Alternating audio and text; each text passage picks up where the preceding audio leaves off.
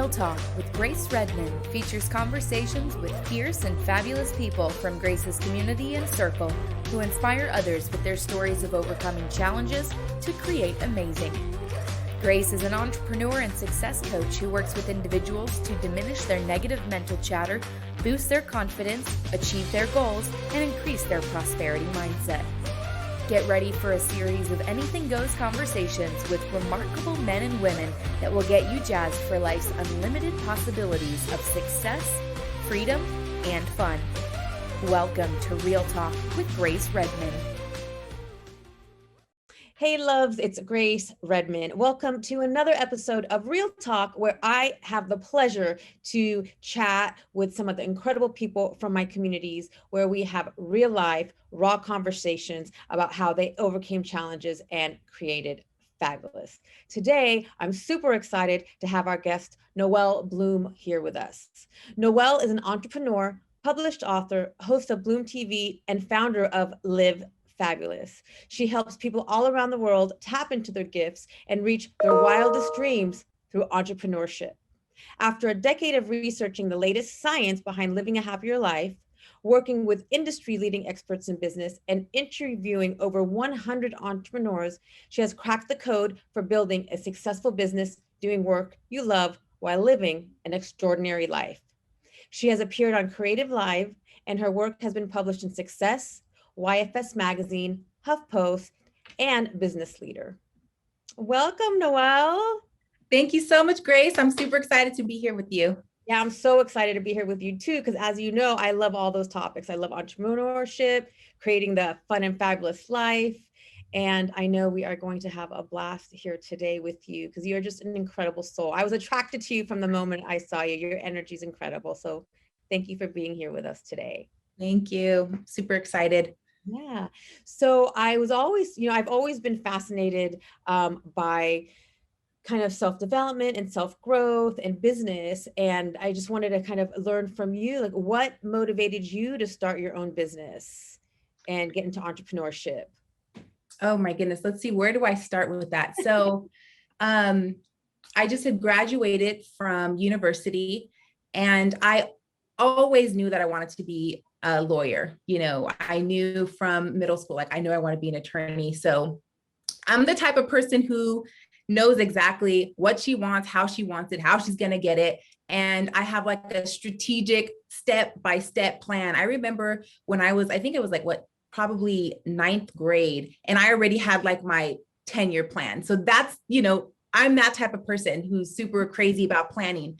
So after I got my pre-law degree, there had been just something bubbling inside of me that just quite didn't sit right about going to law school. And at the time I was studying for the LSAT, just, trucking along. I knew exactly what I should be doing, but it came to a point to where I couldn't ignore that, little voice inside of me that just knew that what I was doing was not in alignment with my true self and what I really wanted to create in life, the type of impact I wanted to have on people. So that's when I started to dig into entrepreneurship and how to start my own business.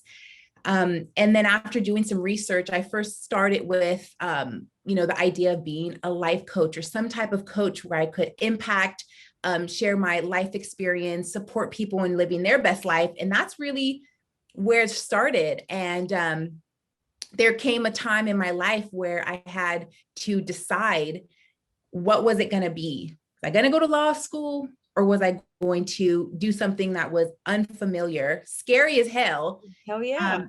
And, start my business in that way. And I chose to take that leap because I realized that life's short, and if I was going to be working hard towards something, it needs to be something that is fueled by fulfillment, excitement, joy, and of course, having an impact in people's lives. So that's where my entrepreneurship journey took me. And I've been doing what I'm doing now since about 2012. Oh, wow. So what I love about this is you heard that, you sensed, heard, felt that little voice inside of you. And you knew like, okay, something's out of alignment.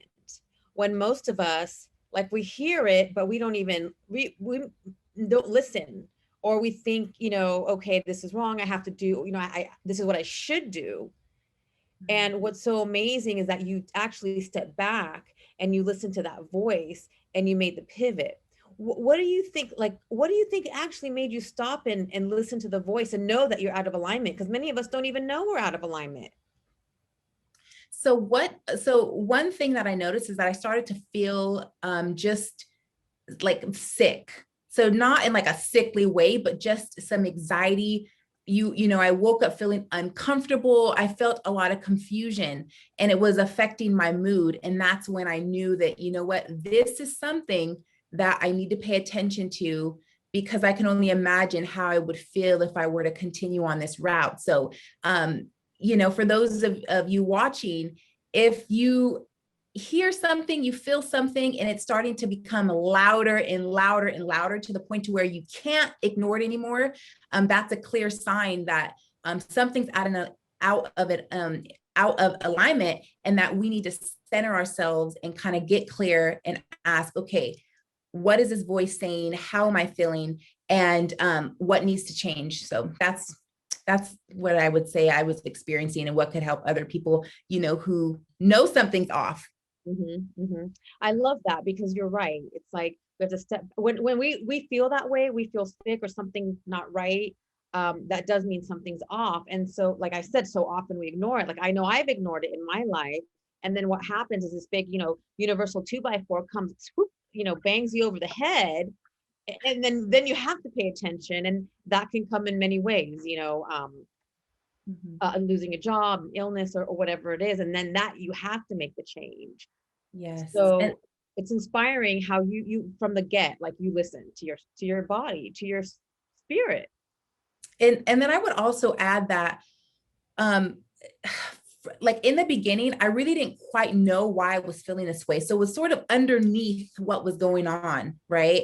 Like sometimes I would kind of be in a mood, but I didn't have the clarity in why I was feeling kind of strange. So it wasn't until I started to journal and pay close attention to how I was feeling. And then that's when it's like, okay, this is something and I need to explore it. So oftentimes we can be feeling that uncomfortable, emotions, or not, just kind of feeling a little seasick, but not really know what it is until we bring awareness to it. So I just want to mention that, that little piece there, because that's also key. So sometimes you may not know what's wrong until we look deeper, lift up the hood and say, okay, what's going on here? And I love that you brought that up, because you're right. Sometimes we know something's off, but we don't know what it is. And I also journal. And so a lot of times when I start writing, I'm like, holy shit. Oh, I had no idea like that this was what was bothering me. And another way, like when I also sit and tell me if this resonates with you, oftentimes, like when I sit in quiet just by myself, like, light the candle and just sit in silence. I don't really even have to be meditating, just kind of sitting quietly. Then the messages start to come.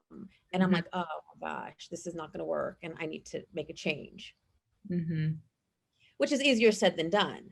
Of course, it's always easier said than done. Anytime we're making a change in our life, especially when you have a plan and you have an idea of what you like what you thought would make you happy, or what you felt like at one point would give you that fulfillment, the happiness, the feeling of feeling whole. Anytime that's disrupted by something, it's like, like the signals are going off. And so it could be a very scary time, uncomfortable time. But, when you start to move into awareness, you can move into action. So that's the beauty of that. Yes. And you just said, the word is action. And oftentimes, I mean, again, being a recovering perfectionist, I'm a recovering many things, taking action, sometimes there's fear, not knowing the right action to take. And what I noticed is, even if I took the smallest action, like doing a little bit of research on whatever subject that I was interested in, the same thing when I wanted to go into coaching, I didn't know where to start. But the simplest action that I took was I Googled life coaching, and it was amazing how things just started to flow and come to me.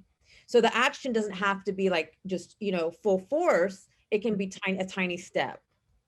I love that you mentioned that. I love the quote that says, when the student is ready, the teacher appears. Yeah. So when we get into alignment and we're ready, we can start to see, or, just taking a little bit of that action. And then before you know it, you find resources and things to help you along your way. But it all starts with that awareness and kind of poking around and being curious about the possibilities for whatever it is that you want to do. So I love that you mentioned that. Yes. I love the word curious. I love the word curious because I make an effort to get curious in a lot of different ways, because sometimes, like you said earlier, we really don't know what we want or which way we're going. But when we get curious, then we start discovering, okay, I like this, I don't like this. Right. So, on this journey, how did you know that you wanted to work with other entrepreneurs and help them to live the fabulous? Because I love that. That's like a big thing for me. That's, I'm like, let's create our fabulous life, people. Mm-hmm. So let's see. When I first started, I did a lot of experimentation, which is what I recommend anyone do, especially if you're wanting to start a business and you don't have much experience. So at this time, I was probably 20. I was in my early 20s, and I didn't have a lot of experience, but I knew what I wanted to do. So I just started to call up friends, say, hey, I want to start coaching. Give me your problems. Let me know what's going on. So I just started with family and friends. And the more conversations I began to have with them, the more I started to get clear on, okay, these type of things are not, I don't want to do that type of thing. So like, for example, relationships. I had called one of my best friends at the time, Serena, and I said, hey, let me give you some, guidance on your relationship issues. And then once we sat down at Starbucks and she was going into detail, I'm like, oh, like, I'm not in my head. I'm not doing that in front of her, but I'm like, I'm not doing this. And then I checked that off the list. Then I was talking to another one of my family members, they were having money problems and money blocks and things like that. So I sat down with her. I said, let's lay everything out. Let's see what's going on. Let me help you, overcome these money blocks and figure out how you can make more. And so we worked through that. And then after that, I said, you know what? Nope, this isn't what I want to do. So I think just naturally, as I started my business, I wanted to work with people more along the lines of someone who desired to start a business, who was super ambitious, high achieving, had a vision for making a difference in the form of a business. And so that's where I kind of, when I started actually mapping out my ideal customer, I noticed that she was a lot like me, someone who believed in living a fabulous life, making a difference, starting a business, someone who was really driven by making an impact, serving others. And then that's when I said, you know what, I kind of want to work with someone who is in business. And that's where I was able to sort of narrow things down, but only through experience. I wish I would have known, the type of person I wanted to work with from the beginning, but it's all about being curious, experimenting, testing. And at the end of the day, that's what business is all about, right? Figuring out what works for you, your audience, and things like that. So it was pretty messy, but through that experience, I was able to nail down, this is exactly who I want to work with and who I want to serve. And I love that, because that's like you said, like through these experiences of trial and error, and there's no failure. Failure is feedback. You recognize, okay, this is what I like, this is what I don't like, and you gather the information. And then, like you said, that's when you could gain the clarity of, I love business and I love, working with people that are already ambitious and driven. And it's perfect, because then that's where your passion, desire is, and it doesn't even probably even feel like work. Right. Working with people always feels like I'm working with a friend, because I've done so much work on figuring out who my ideal customer is, what she's feeling, where she's at, what she needs. And that's how you've really found your sweet spot in business, when it feels effortless. It feels really good, when you're working with the right people. And it's not all roses and rainbows. I can tell you that for sure, because running a business in general is very challenging, and there's ups and downs and emotional roller coasters. But when it comes to the type of people you're working with, that can make a huge difference in building a business that you love. Yeah, I agree 100%. And I learned a long time ago, I mean, being in business for 22 plus years, in the beginning, I would just work with anyone when I had the staff, I still have the staffing. So when I just work with anyone, I'm like, yeah, no, this is not fun. I don't enjoy this. And just kind of refining, what behavior I would accept, who I want to work with.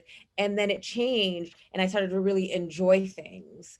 And I didn't realize, because they tell you have to do this. I didn't realize that no, I can create a business the way I want, based on the way I want things to be. I don't have to follow, another person's formula. We can create business the way we choose. Oh, I love the fact that you brought up the formula, because there are a lot of cookie cutter plans, a lot of, blueprints for a booming business. Right. And a lot of times when we're starting a business, we can look at them and say, okay, this is the model for success. And we think that if we copy their model, or we, just take their strategies blindly and implement that, we're going to also achieve the same level of success. But when we're able to figure out how we're unique and how we can add a different flavor to maybe things that are already working, right? Mm-hmm. And really designing our business around who we are, our strengths, our talents, our knowledge, our life story, right? Our experiences, and how we can really blend that together to truly create a business that is in alignment. It always comes back to alignment, right? Yes, it's all about alignment.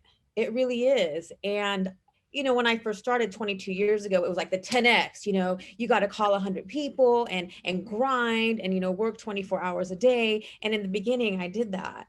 And it was a fucking burnout. And then I said, I need to step back, because I was uncomfortable doing sales, although I was in sales. Mm-hmm. And I said, I will not be successful if I do it this way. So I stepped back and I said, I'm going to do it my way. And my way was, I'm going to run my own race. I'm not going to even look at the competition. And I love building relationships. So I'm going to focus on building the relationships, providing value, and being sincere. And that's what I'm going to do. And that's how I grew my business. Like I got everything else out of my head, got in alignment with, because I loved people and loved helping them. And, 22 years later, there was not one year that we weren't successful, because it came from the heart and I was in alignment. Mm-hmm. And I'm still doing that in coaching. Although, don't get me wrong, I go into comparison mode when I see all those coaches like having $275,000 launches in that month. And like, okay, hold on, come back to alignment, come back to Grace. Do you, center. Girl? Yeah. Center. Oh, wow. I think we can have a whole conversation on comparisonitis. Oh my goodness. We can talk like probably for the next hour about that. Yeah. For sure. So business is challenging, as you know. So what was one of your greatest, challenges in business, and how did you overcome it? Oh, that's a really good question. Challenge in business. I would say from the beginning, I stepped into this with optimism, and which I think is going to be a common theme of our conversation here. But I walked into business optimistic. And the reason why I stepped into business optimistic is because I was looking at other people in my industry, seeing the amount of success that they had, how they were getting clients left and right. And like you mentioned, 6-figure launches, and oh my goodness, she's on this podcast, and she's, got a TED Talk going, and she's writing a book, and everyone made it look so easy. Mm-hmm. So when I stepped into it, I'm a researcher, so I like to research, okay, what is it going to take for me to be successful at this? What type of systems do I need to learn to be able to create a successful online coaching business? And who do I have to become to be the person I envision? So these were, some questions that I had been asking myself, and then also doing research. So I would say one of the biggest challenges for me came when I was just starting and not seeing success in my business for years, not making money, not getting clients, giving a lot of information for free, but not offering people a way to work for me, or not being able to package my services in a way that, was like a must-have. So I spent a lot of time buying courses, joining masterminds, buying books, doing everything I can to make it work. But it may come back a little bit to an alignment piece, but basically looking at everyone else, what they were doing and just thinking that it was going to work. And it turned out that that's not the way you build the business. By looking at other people's marketing and copy, you have to get very clear on who your audience is, doing your research, having conversations with people who you would think would be your ideal customer, and getting their language. So there's just some fundamental things that I was lacking in my business early on. And that caused me to struggle for very, very, very long. I had fun when, helping people for free, doing sessions, but just when the money wasn't coming in consistently, it was like, something's going to need to change. And it was definitely disappointing, when I looked at it at the 3-year mark and said, you know what, I'm not where I should be. So that was a challenge. I came in optimistic, like, yeah, I'm going to rock this thing. And it's like 3 years later, I'm like, I'm missing something. And at that 3-year mark, what was the pivot? What was the shift that helped you kind of just go? I would say the shift or the pivot was when I realized that I had to stop looking at what other people were doing and what they were offering. And I had to then get deep into who I wanted to serve, how I wanted to serve them, and going to those people, that target market, and asking them, what is it that you want to learn? What is it that you need? And what are you looking for? And when I started to pay very close attention to the language they were using, how they were describing their problems, what their dreams were, their fears, their hopes, the mindset blocks. Once I got clear on that, I was able to take that exact language and use it in my marketing. And then from there, everything started to land for me. I think that was a big piece that I was missing, because although I'm heart-centered, I love what I do, I was missing that fundamental piece. So I would say that shift for me once I was able to specifically talk to a specific type of person who I wanted to serve. And yes, and sometimes it takes time for us to get clarity on that. And also, I feel like sometimes it changes. Do you notice that for you, like over the years, your ideal customer changed? Or has Absolutely. Absolutely. And that's another thing that is, a little challenging, again, in business for me, someone who is usually very clear on exactly what I want, right? Mm-hmm. Just to not be so attached to what you're doing in the moment, and be open to the different experiences and the insights that you have, so that you can pivot your business along the way. Mm-hmm. Through experience, if I started to work with someone and I thought, you know what, I don't really like to work with people who are just starting. Mm-hmm. And so that was something that I realized. It's like, okay, no, I work best with people who already have a little something going. They're passionate about what they do, but they just need someone to help them conceptualize, implement, increase income. So yeah, it definitely wasn't the same. And it changed so constantly. That made me sick also, because it's just like, I'm not able to nail it down. And do you think that, because it's all constantly changing, do you think that we'd ever be able to nail it down? Or is it constantly kind of just going with the flow, being fluid?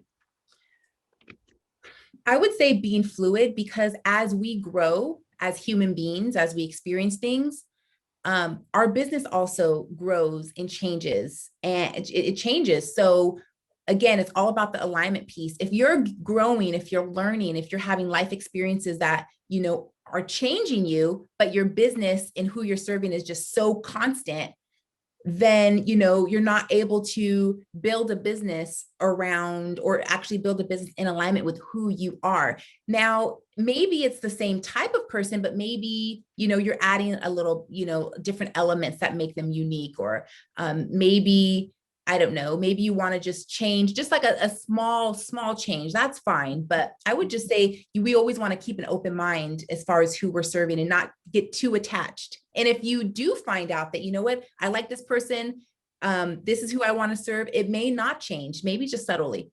Mm-hmm. And I like how you said, like, not be attached. I Mm. feel like sometimes when we're so attached to an outcome or to a plan, it puts us in a place of resistance and control. I'm also a recovering control freak. Yeah. And so that's what I've had to learn as well. It's like, okay, Grace, yes, this is the plan. I'm learning not to be attached to it and open to different possibilities, because sometimes I feel like the universe has a completely different plan in mind than I do. Mhm. Yeah. And that's been initially it was a challenge. Now I'm like, okay, bring it on. Like, what's next? Where am Mhm. I going? Yeah, and a big part of that is being open to the possibility, Yes. right? I always tell myself that I want this or better. So that way I'm not sort of closing something off that could be right for me. But, just like with anything in life, right? If we focus on one specific thing and sort of like ignore everything else, when you have that tunnel vision, you're not able to see ways that you can grow, that you can change or have a shift in perspective. So I definitely always challenge people to know what you want, have clarity in what that is, but also keep that open mind. So you have, you open the floodgates and allow things to come in and have a little influence in your life and your business. Yes. And just again, like you said, being open to the possibilities and like relinquishing that control doesn't mean not taking action.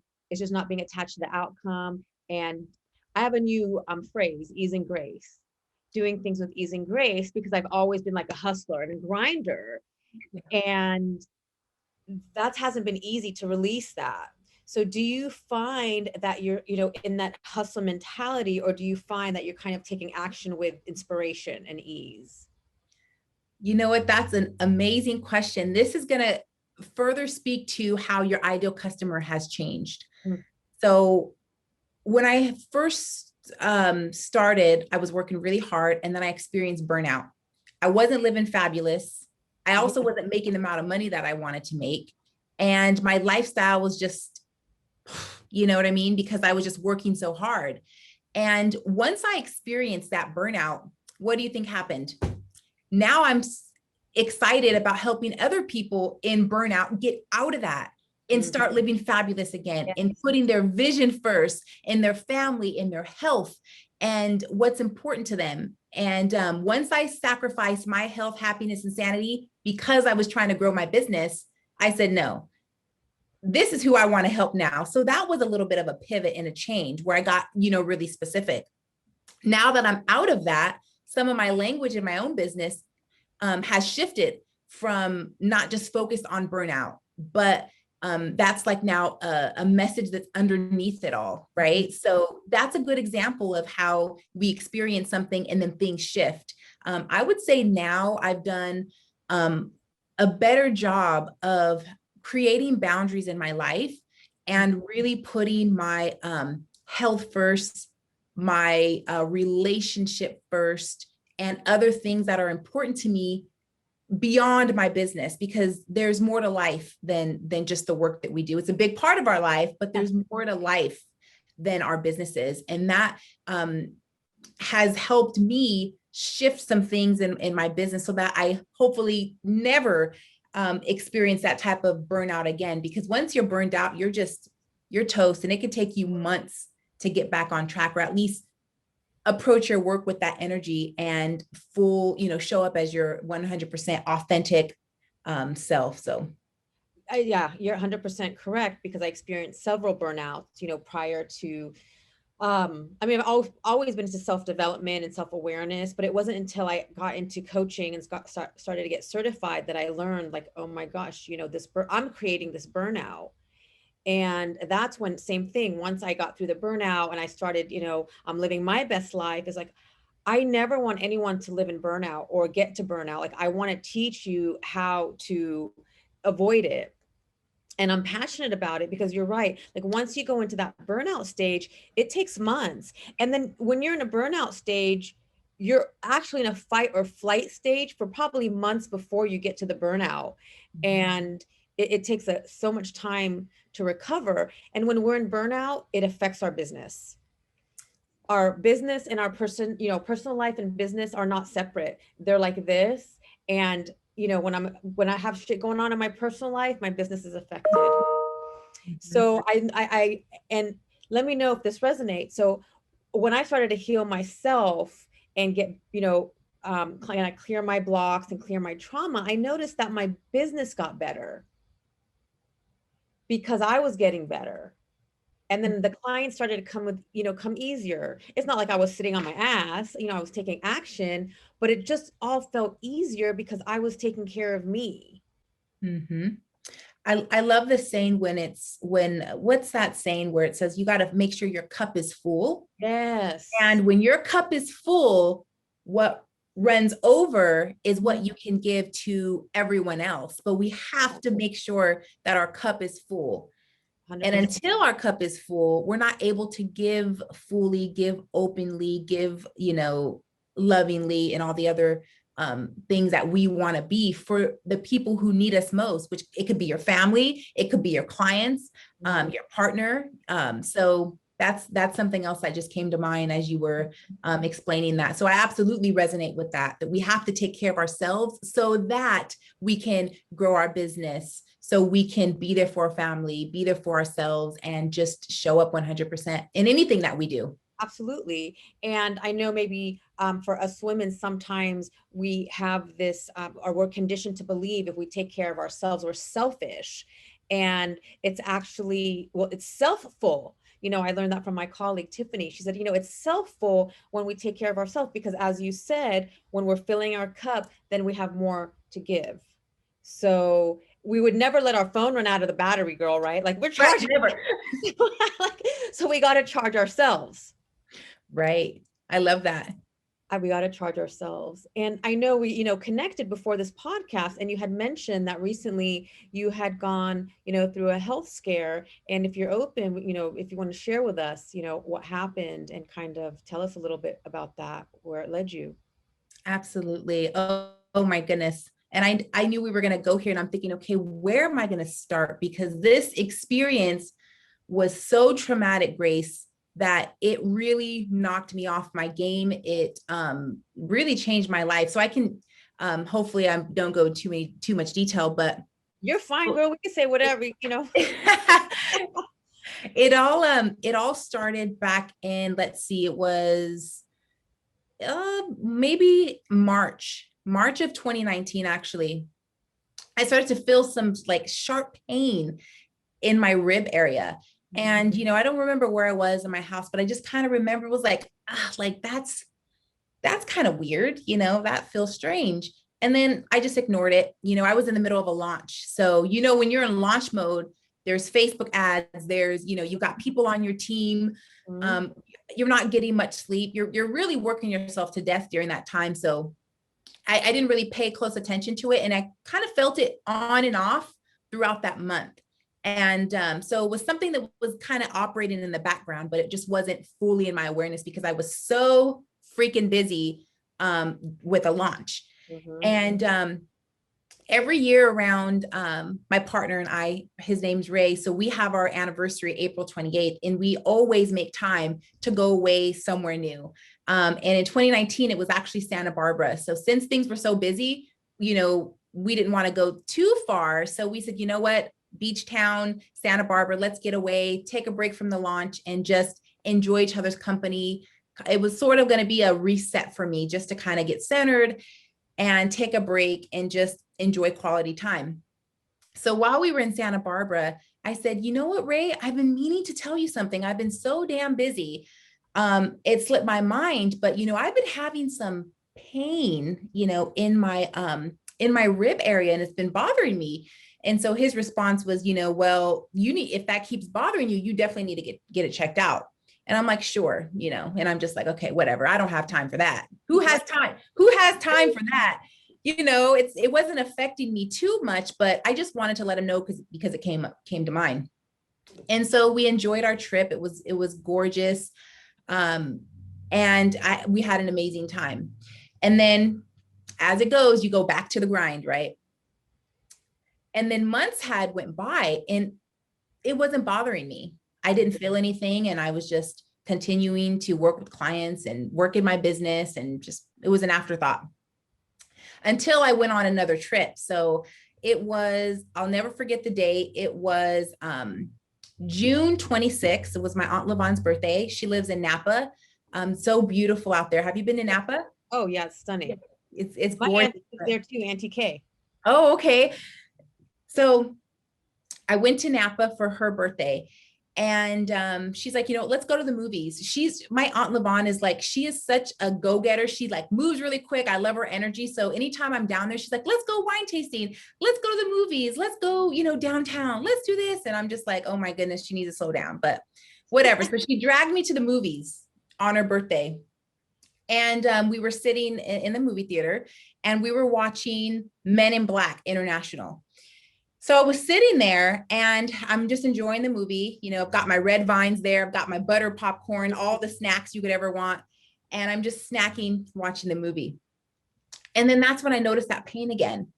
And this time it was so intense, Grace, that I almost wanted to cry in the movie theater, and it was very distracting. And then to the point to where I pulled out my phone and I just immediately started texting Ray. And so, if you've been to the movie theaters, everyone's been to a movie theater, but when you have someone in the movie theater with their phone out, that's annoying. You know what I mean? It's like bright illuminating light. But also for you, being who you are and just kind of, I'm going to go, I'm sucking it up. It's like, if you pulled out your phone in the movie theater, like you knew something was off. Yeah, that's when I was like, whoa, this is serious. So I pulled out my phone, and I remember texting Ray, something's wrong. I'm feeling a lot of pain, and it feels like something is like spreading in my chest. It was like this weird pins and needle, warm sensation. And yeah, I just felt really, really sick at that time. And he said, relax, like, if you need, go out of the movie theater. And I'm just like, okay, I just wanted to let him know.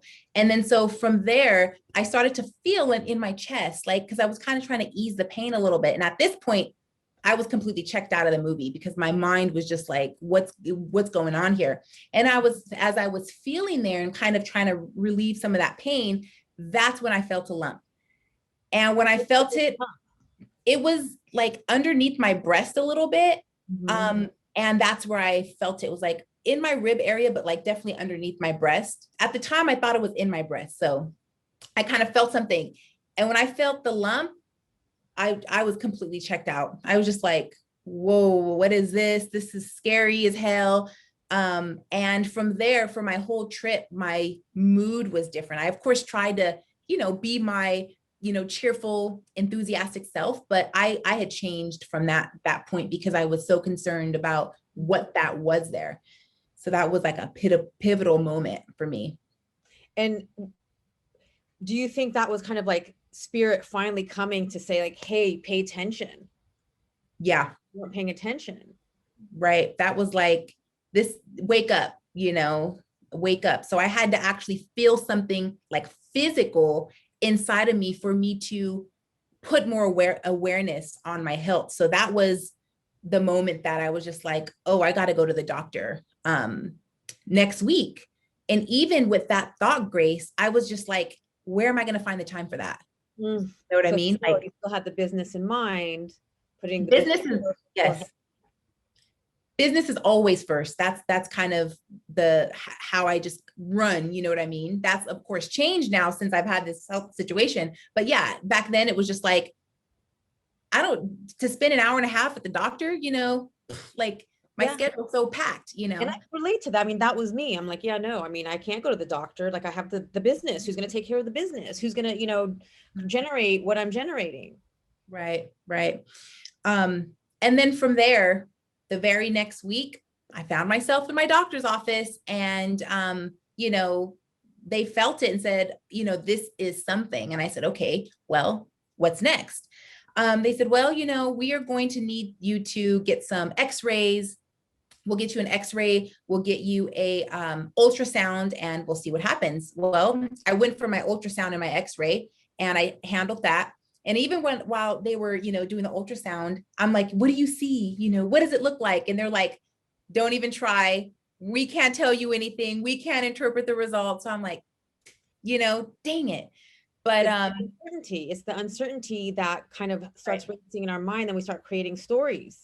Oh, more on the story part.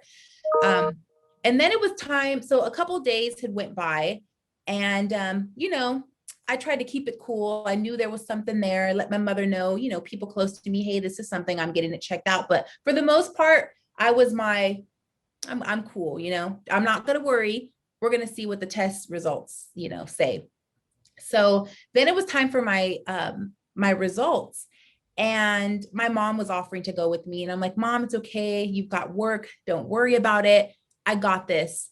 And so I ended up going by myself, to get the result. And the message was, this is strange. You've got a tumor here. It's 4.2 and it's pretty large, and we don't really know what it is. And I said, okay. So she said, it needs to be biopsied. I'm like, okay, fine. I kind of already knew that would be the next step if they didn't know. And then what happened next is what changed everything for me, Grace. So she looked at me, and I was sitting down, and she was, standing over me. And then she looked down at me and she said, Noelle, I just have to know, do you have a family history of breast cancer? Like that. Oh. And I was like, no, I mean, is it what it looks like? She's like, I don't want to, lead you to believe that that's it, but we definitely want to get it checked out. But if you could have seen her composure, Grace, for her to say, I'm thinking right?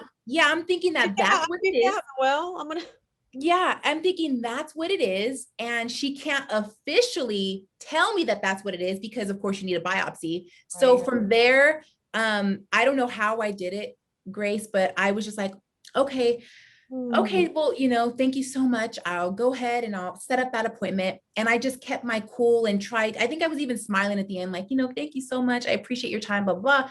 And I just walked to my car and I got in there and I just started to bawl my eyes out. I was just like, oh my God, if this is breast cancer, it could be stage 4 by now. And who knows how long I have to live. It's all those thoughts, all those thoughts came flooding in. I just cried my way home.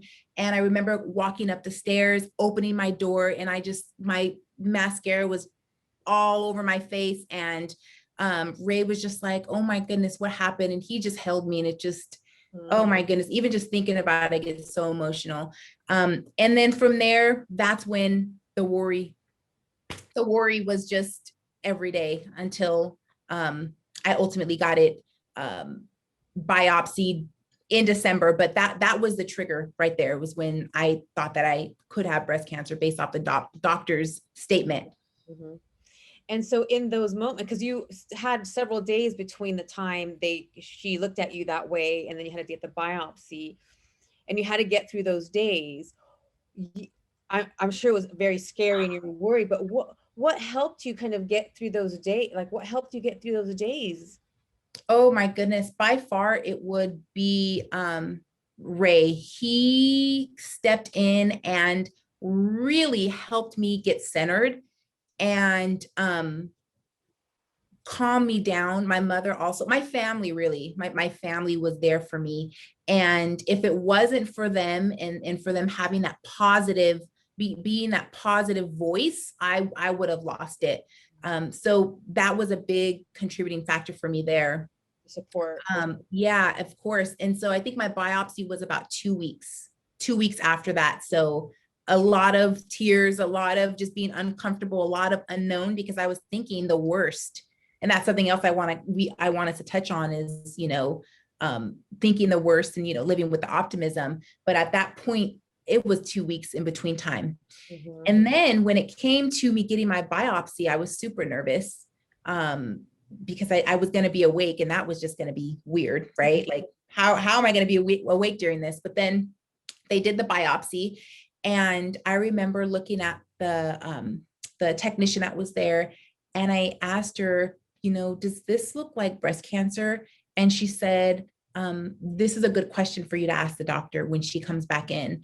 And so she said, I'll ask for you. And so when the doctor came back in, she had mentioned, hey, Noelle wants to know what your opinion is of her scan or what you're seeing. And she said, well, I can tell you it's not breast cancer. So I was like, yes, oh my goodness. I felt like, oh my God, yes, So she said, it's not that, I don't know what it is. So then I felt I was on a high, right? Until I got my result for the biopsy.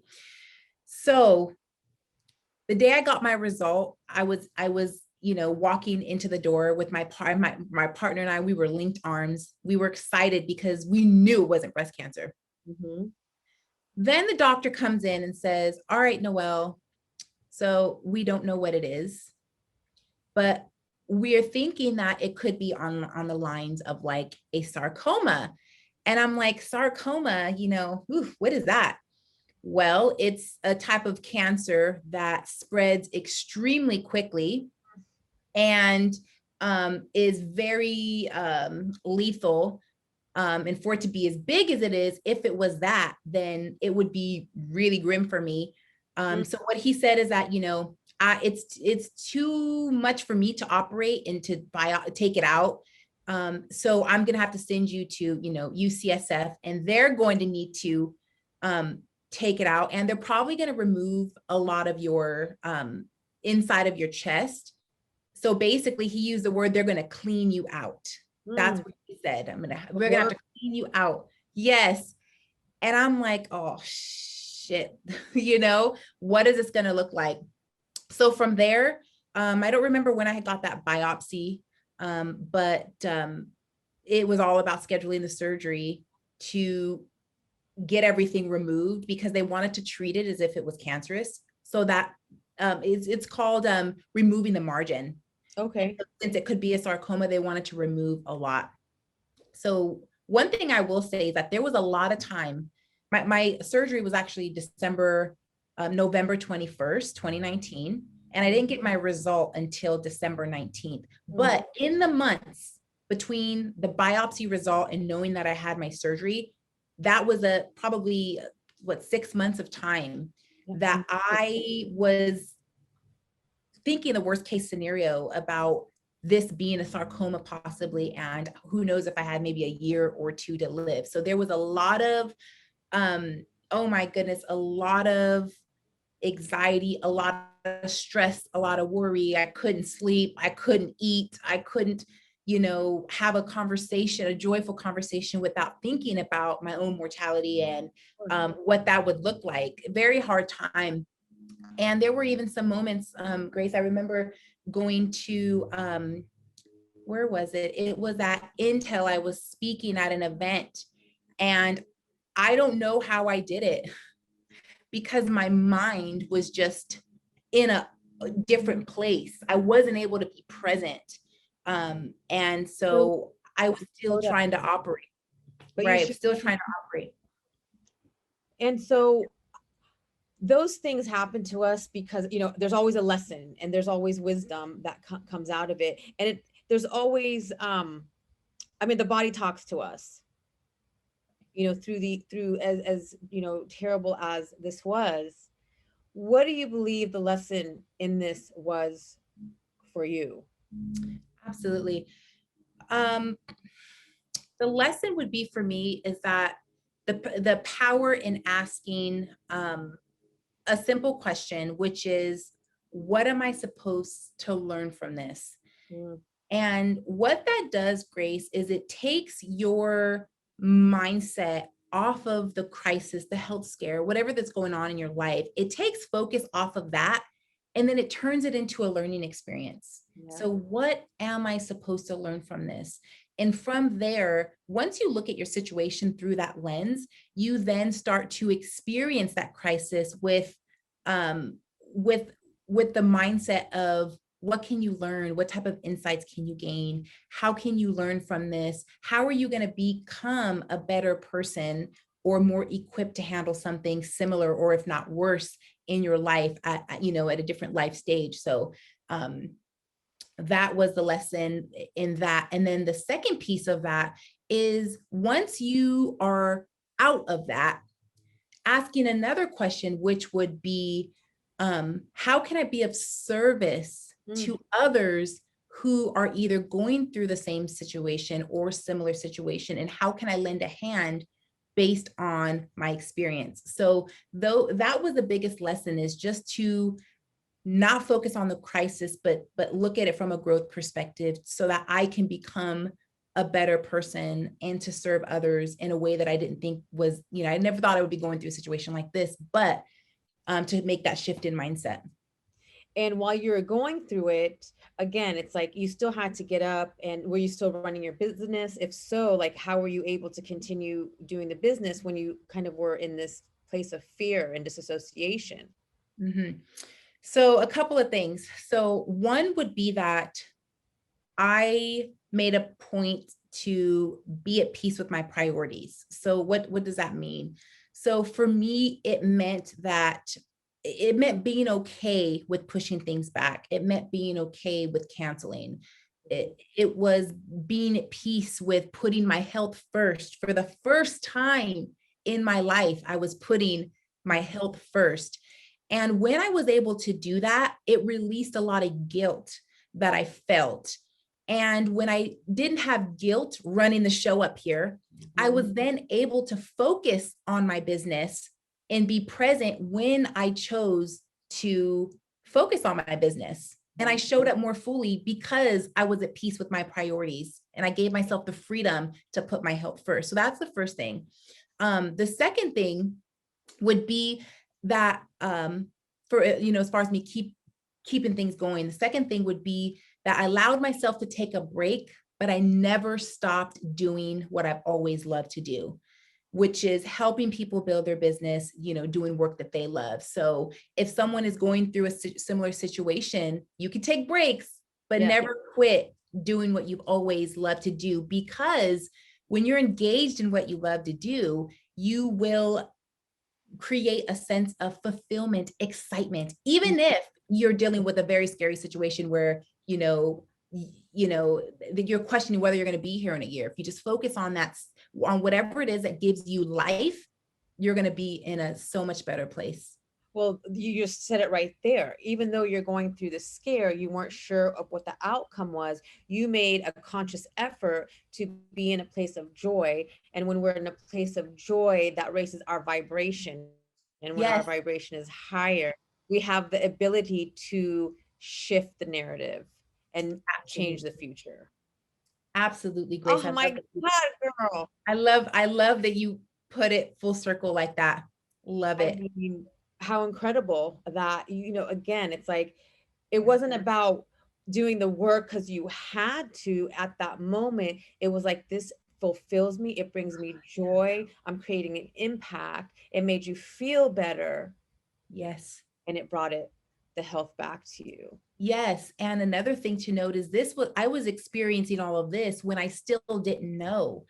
And I'll share what that result is after my surgery. So in that time, I didn't know what was going on really. So again, it was still important for me to move my business forward and to still stay engaged with things that I loved.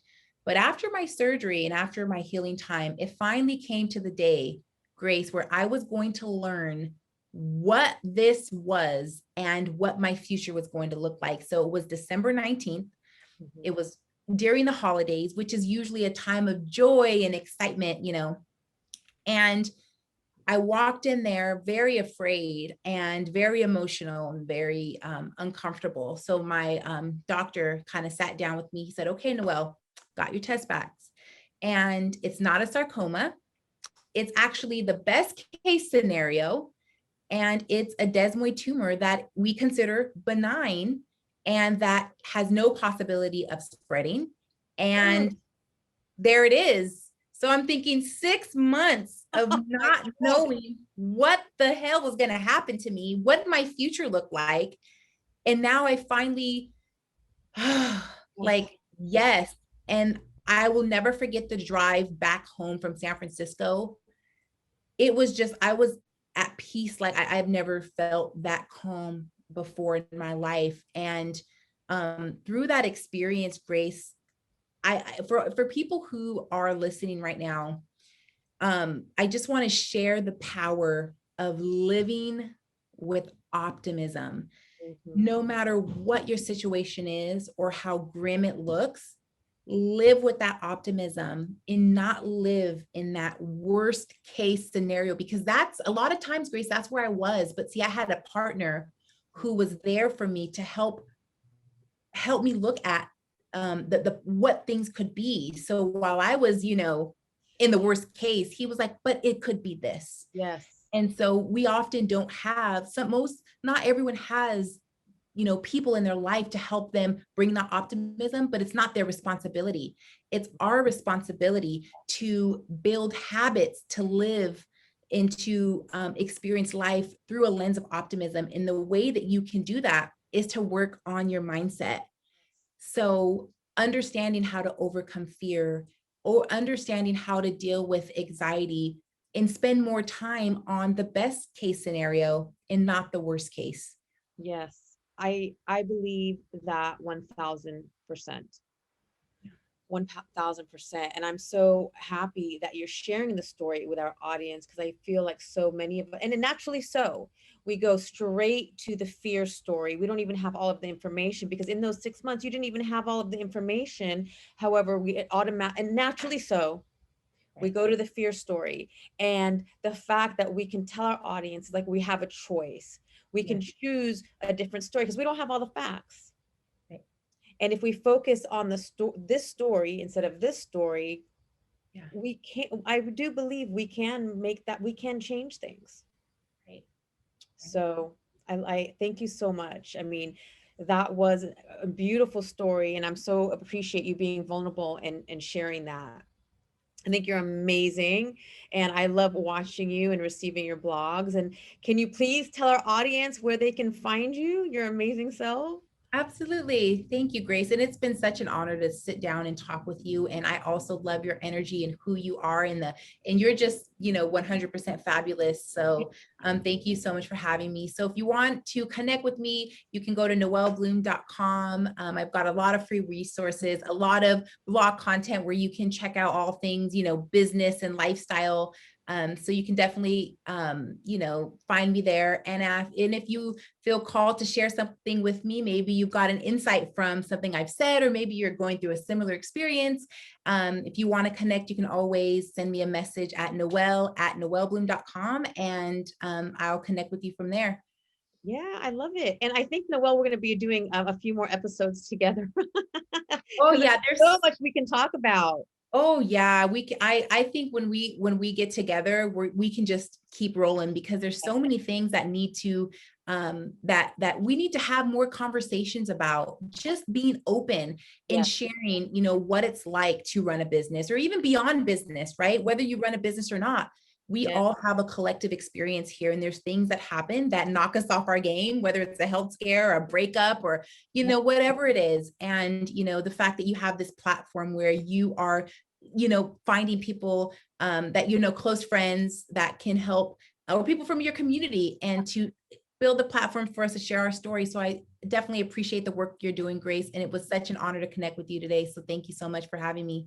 Oh, it's my pleasure. And that's really what it's about. Just, us to show up, having real conversations and being vulnerable, and just showing, like, we're all human. We're all in this together. You might feel this way, not realize another, I feel this way. You might not realize what am I trying to say? Like, to relate. It's like, okay, I feel that way too, because so oftentimes, like, we show up like, so perfect, and no one's perfect. No one's perfect. So we're all in this together.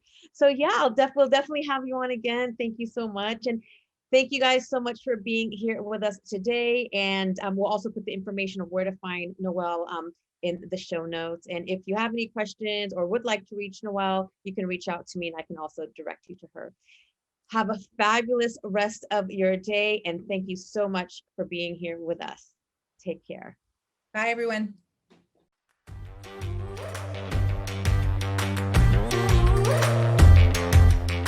Hey, love, thank you so much for listening today. I am so grateful for you. I'd like to show you my appreciation by gifting you a free forgiveness self-hypnosis audio download. Part of living the fun and fabulous life is practicing forgiveness. Forgiveness can be such a long and challenging process.